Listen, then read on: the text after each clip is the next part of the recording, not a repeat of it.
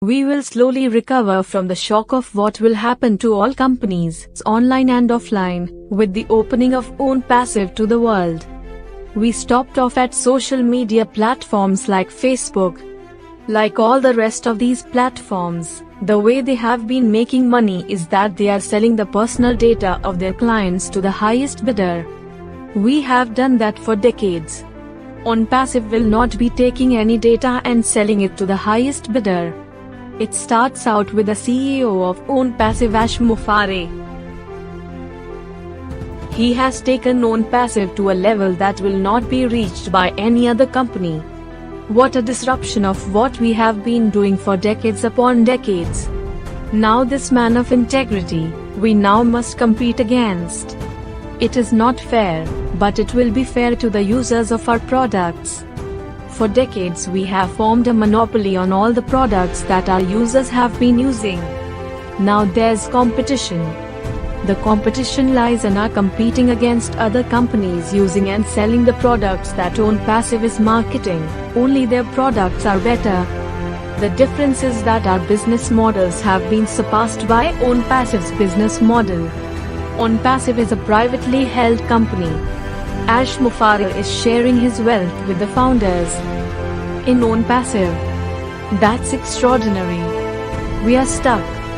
We are going to see many other social media platforms disappear, because why would someone want to be a part of something that would have their personal data sold and their privacy exposed to strangers? ONPASSIVE has its own data center.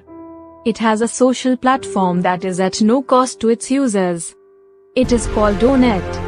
ONET is going to overpower those other social media platforms, creating a company unselfishly the way Ampadu has structured ONPASSIVE to be brilliant. The social media platforms, must make as much money as possible because ONPASSIVE is going to take a massive amount of business away from all these social media platforms.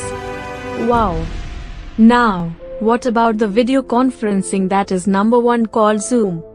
Zoom has formed an incredible market because it filled the need that was created when the pandemic started. They did about $2.8 billion last year. The global video conferencing market size was estimated at $6.28 billion in 2021 and is expected to reach $7.71 billion in 2022. According to Fortune Business Insights, the global video conferencing market size is projected to reach $14.58 billion in 2029. We were sitting back and saying, wow, what an incredible source of income. No one would ever be able to even approach what Zoom is doing. But we, CEOs, saw the flaws in Zoom. First of all, there was a limited amount of people who could connect to Zoom when it came to video conferencing. If you wanted more, you had to pay an expensive rate. We were using Zoom to do a lot of our business because the pandemic struck and a lot of companies had been leaving the brick-and-mortar business and having the employees work at home. But guess who was paying attention to what was happening with Zoom? Ampadu, that's who. ONPASSIVE developed a platform that is rivaling Zoom. ONPASSIVE took all the negatives that made Zoom unattractive out of its product.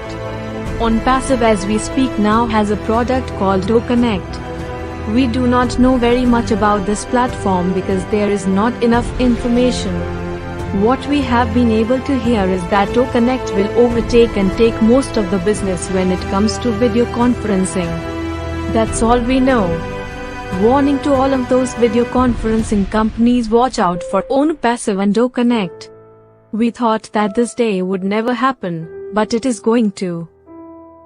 Is it too late to be a founder of ONPASSIVE? We heard that it is too late, but ONPASSIVE will open its doors to customers and resellers.